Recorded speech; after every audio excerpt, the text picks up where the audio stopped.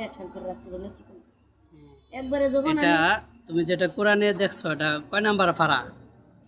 মানে কোন আয়াতে দেখছো আমি পুরা আয়াতই পড়ছি কোরআন পুরা 30 পারা কোরআন আমি খতম দিচ্ছি তখন আমি স্পষ্ট কোরআন যখন পড়তাম তখন আমি শুধু কান্নাই করতে পারতাম কথা বলতে পারতাম না আর যখন মানে এই যে প্রশ্নটা করছেন এটা দিল পরিষ্কার করে দিচ্ছেন না সূরা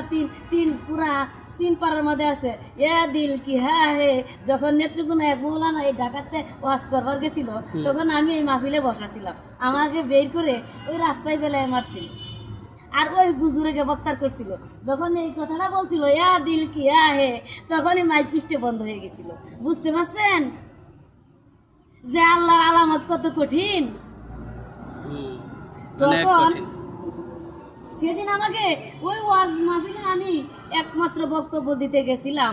তখন আমি তো একবারে অসুস্থ কঙ্কল যে আমার